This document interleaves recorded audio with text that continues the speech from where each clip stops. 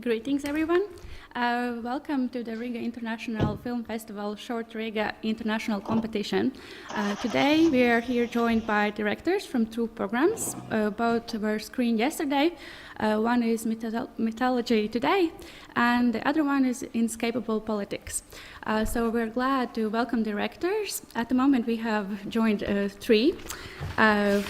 We have Maija from the film The Fantastic, we have Andrea from Sleepwalker, and we have Alexandre from El Oro de Cajamarca, or The Gold of Cajamarca. Yeah, welcome. Thank you for your films. How is everybody feeling? Great. Good to hear.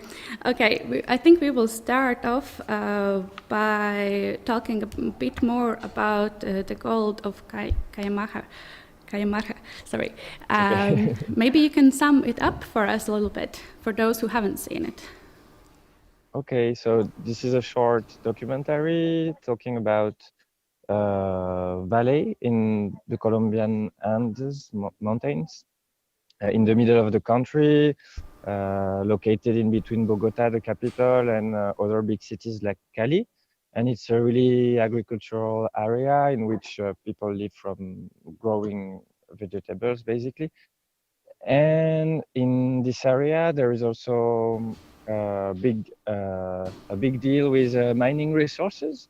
The one that has been threatening the area where I shot is gold, and so the film talks about how possibly the life of people there could change if open sky gold mine project would happen there. Yes, just checking, you were filming the film on 2018, am I correct? Yes. Yes. But the events started unfolding a bit earlier, is that true? Yes, there was like a kind of referendum called popular consultations. It happened specifically in Colombia in the year 2016, 2017, in several cities. The thing is, the constitutions allows local communities and cities or regions to organize a referendum in which you could possibly decide if a economical project is suitable for the inhabitants, and if not, you can at least say it to your local authorities. So that's the point.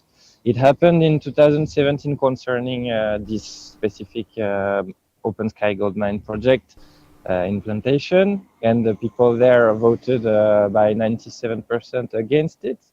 And since then, it's been a bit going backwards in terms of law. So there was a jurisdiction in another city that said that finally the state owns the rights of the underground materials, and so it's a bit stuck at the moment. Still, those referendums work as a stop the projects, but we don't know exactly what will happen in the future. Future could be 20 years.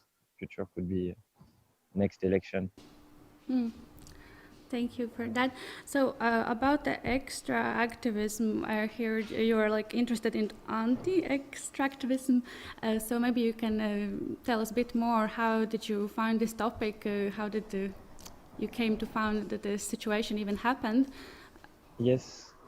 So I was really looking forward those subjects about extracting the material from the ground, as there are a lot of mines that are closed in my country, just like in the rest of Europe, and we are more or less always according to the fact that we should close even the ones that are open right now, like it happens in Germany with coal and everything.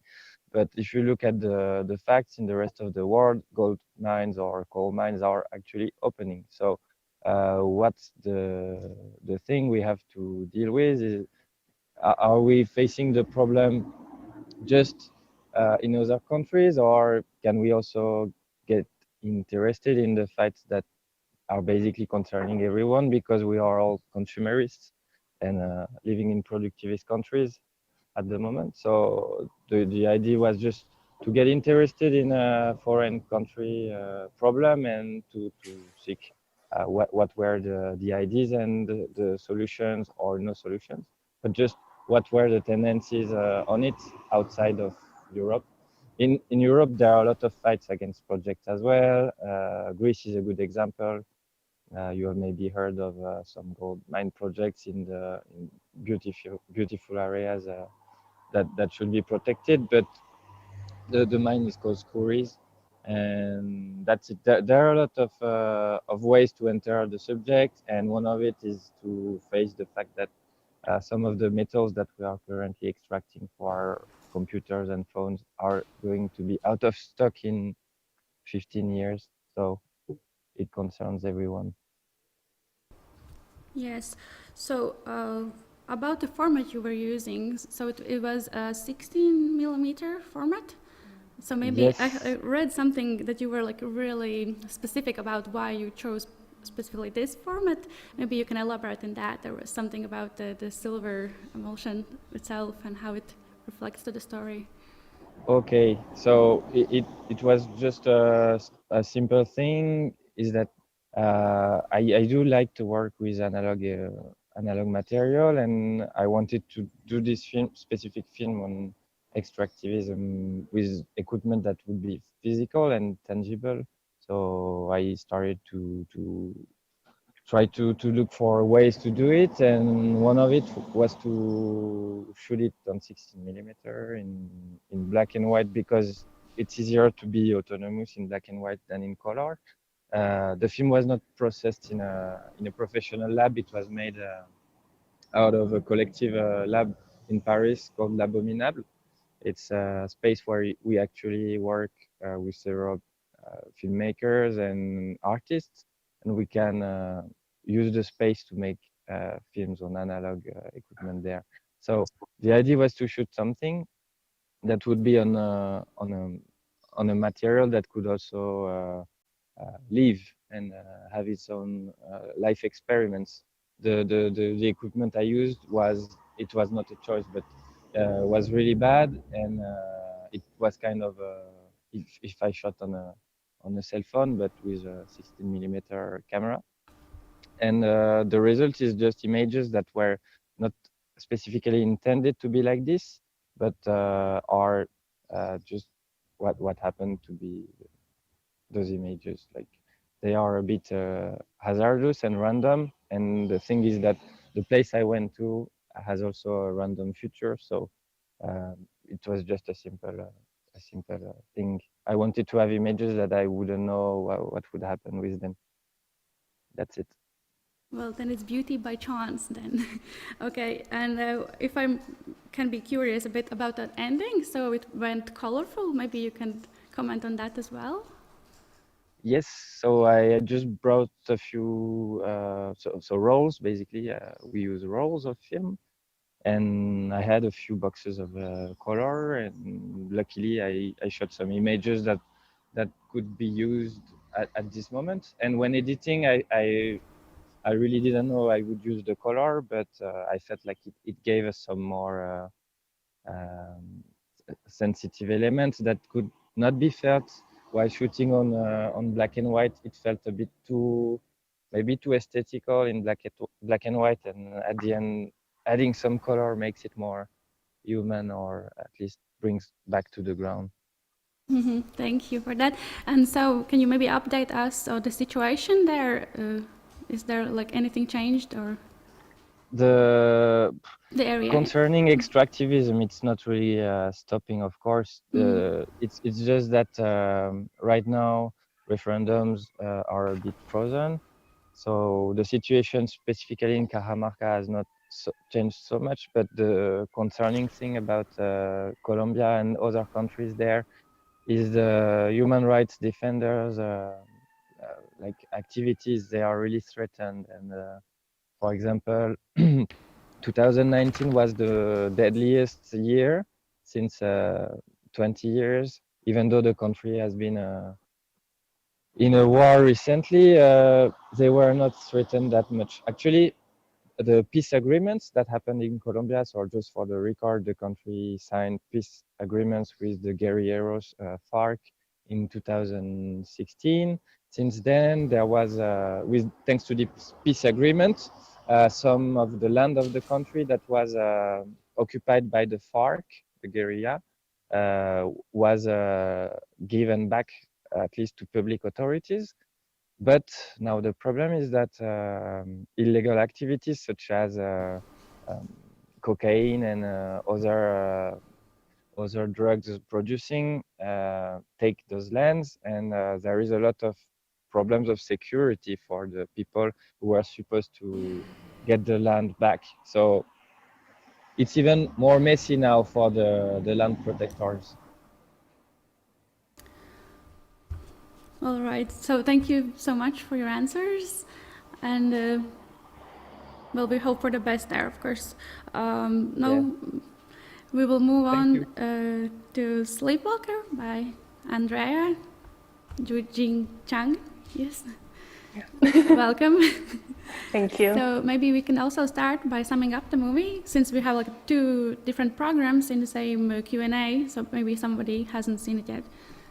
Yeah, sure. So Sleepwalker is an autobiographical essay film where I reflect on kind of my relationship with my home country, Taiwan. I was born and raised there and I left home at 18 years old. And right before I left the country, there was a huge political movement. And I was a high school student then, and I felt like I didn't really engage in the movement as much as a lot of people around me were. And like half a decade later, living right now in the US, I just by chance saw some archival footage and a documentary film about the movement. And so that made me kind of reflect back on why I didn't engage when that was all happening. So the film is kind of a reflection on that whole experience. Yes, thank you. So if I'm not mistaken, similar to Alexandre, you were also the director of photography, the editor of the film? Yeah. So maybe you can talk us through the creative process. How did it happen? Was it your study work? Yeah, so the film was made as part of my master's program at Stanford University. And so when we were tasked to make this film, it was kind of a quarter where the prompt was to make something that we've never made before. And we were supposed to set some challenges for ourselves, things that we are not going to do in this film. So for me, that challenge was to make something with archival footage, which I've never done before. And another one was to make a film not really about an event or a person. So the film, for me, it's really about this whole reflection and this idea of sleepwalking and of kind of being away from home. And also I was, so all of my filmmaking education has happened abroad. And for me, it was the first time I'm making a film about my home country, and I was away. So that was kind of the challenge I gave myself. How do I make a film about home when I'm away from home?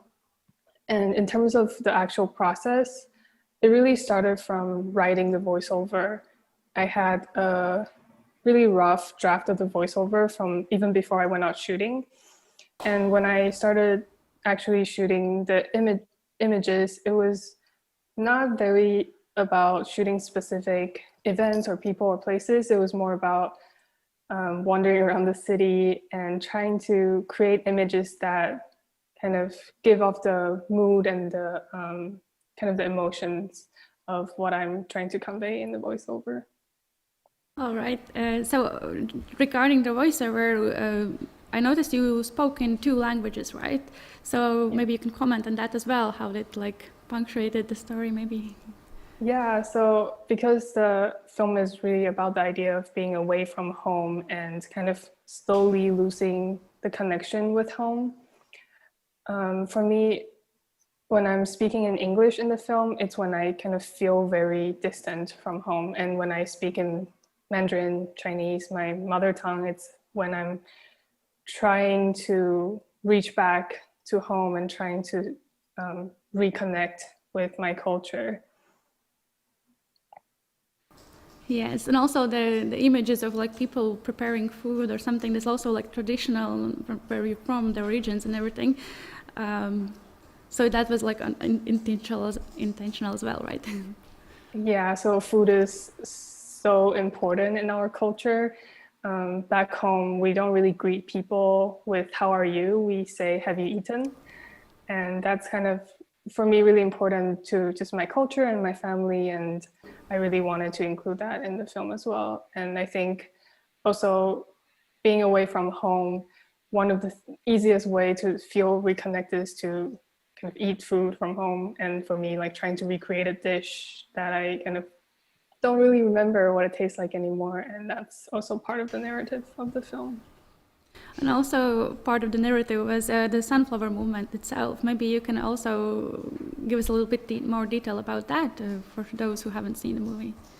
Yeah, so the sunflower movement happened in 2014 in Taiwan, and that was when our government was trying to sign a trade deal with China, and a lot of young people and people, they believe that that would kind of compromise our country and make us more vulnerable to China's political influence. And also the way that the bill was kind of passed in the parliament was not, they just didn't really follow the proper process of doing that. And that angered a lot of people.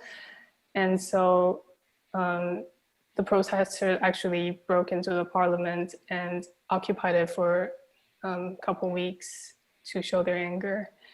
And that was kind of, it was definitely the biggest political event of my lifetime. And in making this film was kind of also trying to re-educate myself about it, because I felt, and it was happening close to where my high school was, and it was just happening right next to me. But somehow being in like our educational system, being very like focused on getting into a good college, and I felt like I kind of missed, I didn't really get to properly engage myself in the whole situation. Yes, thank you. And what about like returning to Taiwan or maybe making another movie about Taiwan? Any plans in future? I'm not sure. I definitely would like to return to make a film there. I also think that being away for quite a long time, I need to kind of reconnect and really find what is the story that I should be telling, because I think there are so many stories in Taiwan that I just being away for so long, I realized a lot of things about my home country I take for granted, and I didn't really deeply engage in it in a way that make it meaningful, if that makes sense. Just a lot of things when you're young and living at home, you don't really think about why it is. You don't think about just all the meaning behind it. And I think for me to make a film in Taiwan, I need to kind of, yeah, just re-engage with a lot of things that's happening right now. Yes, it also made me feel the same feelings towards our political situation and everything. So thank you for that. And thank you for your film and your time. So we will be moving on to Maija from Film Fantastic. Maybe you can also sum it up for us, if you can.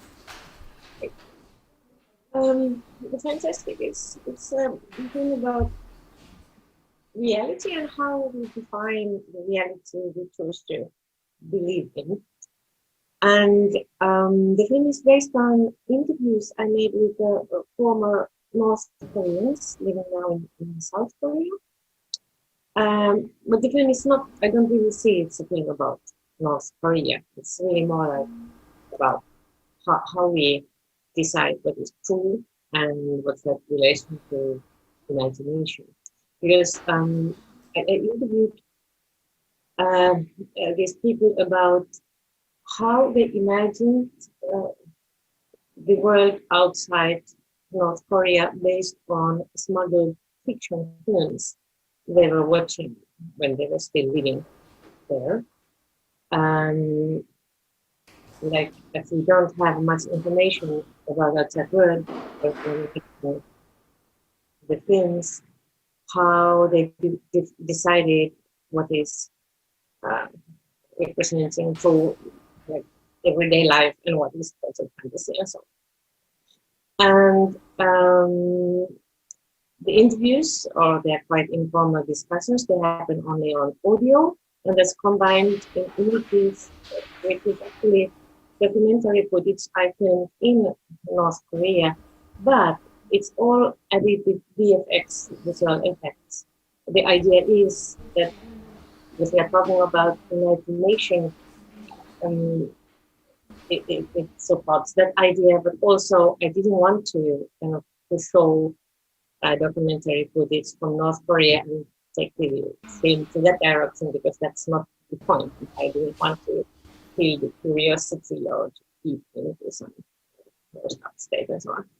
And so that's it. About how. Well, I find the premise of the whole film really interesting. Maybe you can tell us how did you find that story to be happening, like the washout tapes and the garbage and all. And like how did you find out about it, that even happened? Well, it took several years to make. It was quite complex. It took a while to find the people, of course, but also it was very important for me, like how to tell this story.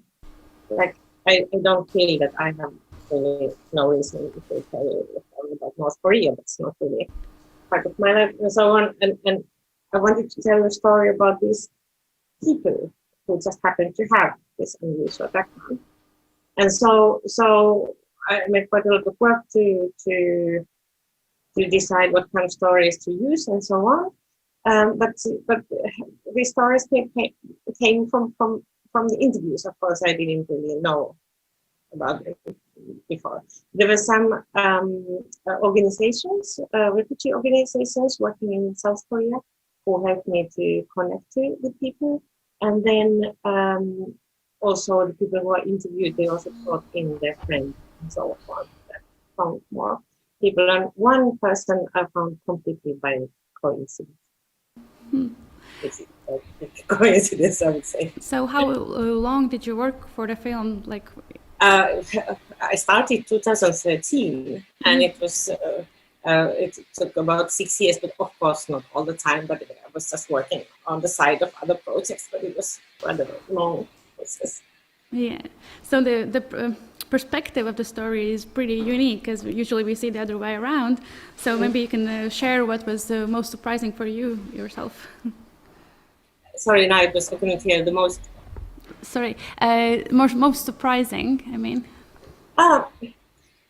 It's a good question, because when I started the interviews, I was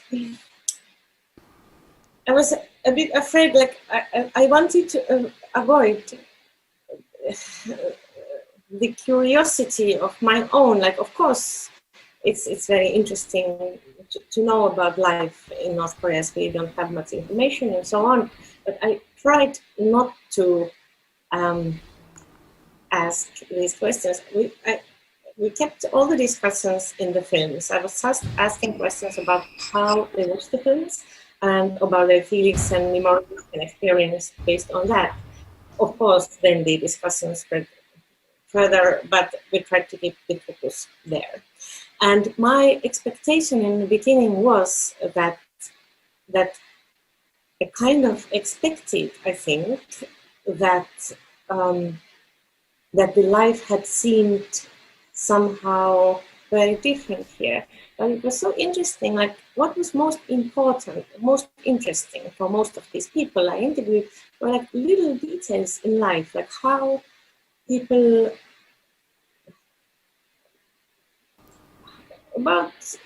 they were often very small things which I can't really express by words, more like these small stories what we see in the films.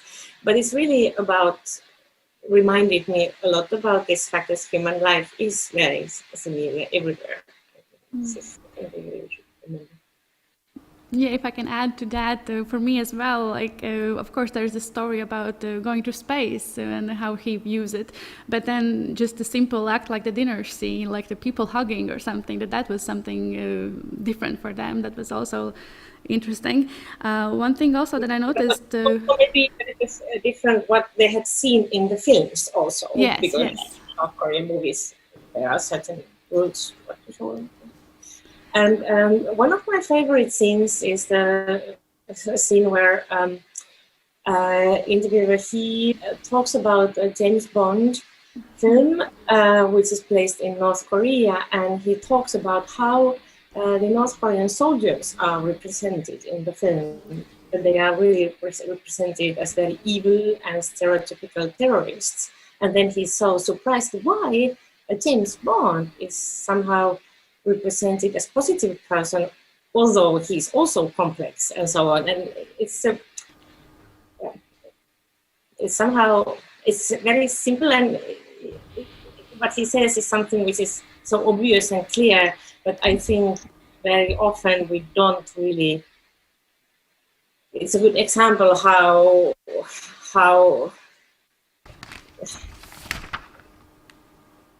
yeah, that's it.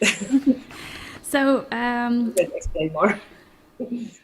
I also felt like the visual execution was done brilliantly. Maybe you can also comment on that. So that there was this visual effects done also with the very specific kind of music. Maybe you can comment on that choice. Did it was there from the originals pre-production or did it come together post-production?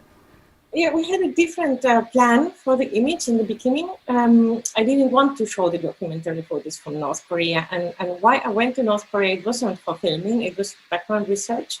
Because before the interviews, I wanted to have some sort of way to how I will face these people, and somehow that we feel a little bit that there is some sort of experience about this topic we can share.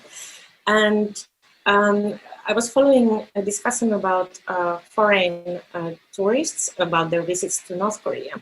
And they were always constantly repeating this question, was it true what was shown to us there, or was it just an arranged event?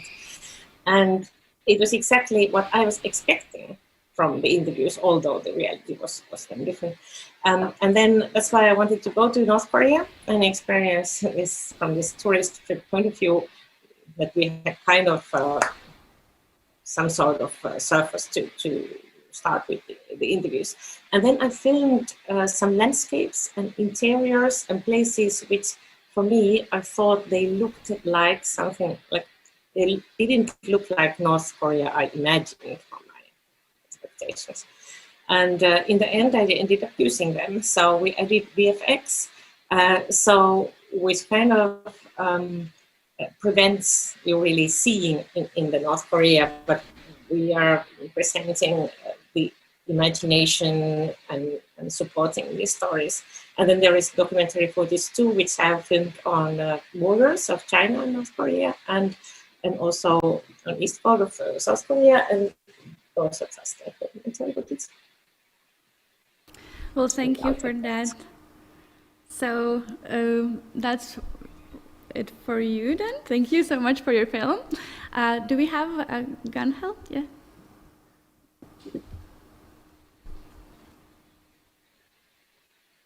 Hello. Hello. Welcome, hello.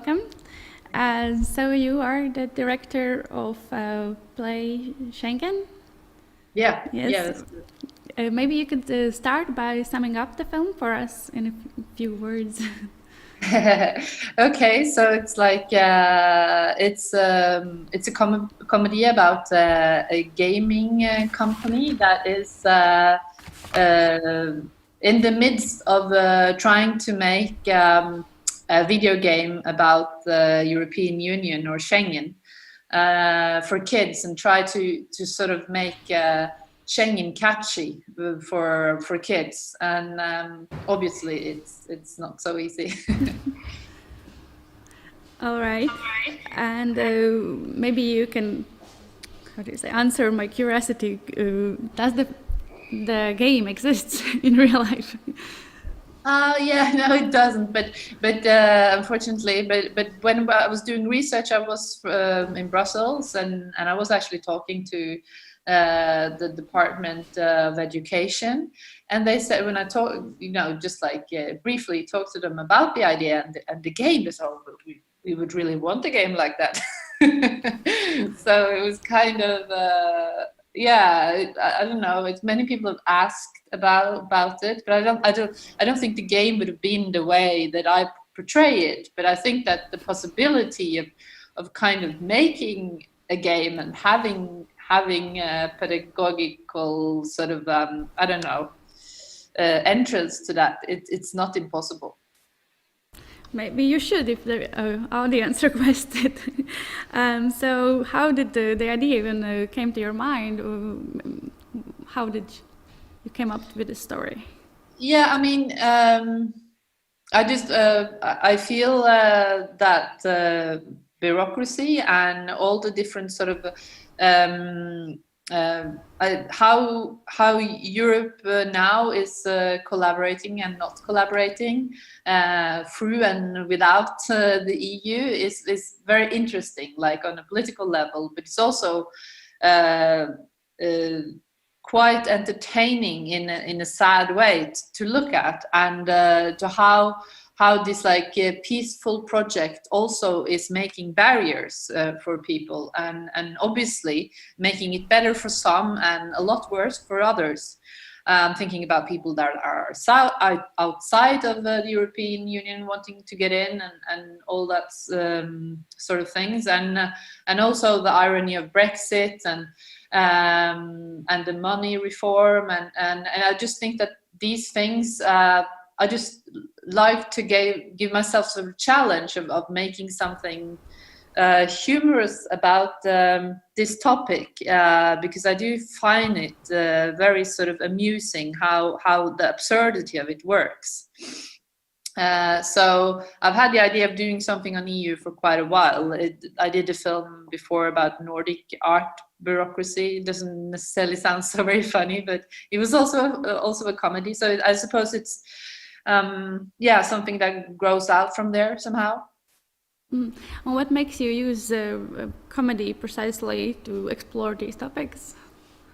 I think that's got to do with myself. I mean, like the person I am, how I perceive the world, and I just I've said it before, and it's actually true. Is that I'm a very pessimistic person and depressed at times, and I think it's like a way of coping with life is kind of looking at the strange and absurd things around you in the most mundane and sort of normal or boring circumstances is quite interesting, and try to sort of just to be able to see some comedy in that kind of gives me some, I don't know, life's purpose. All right.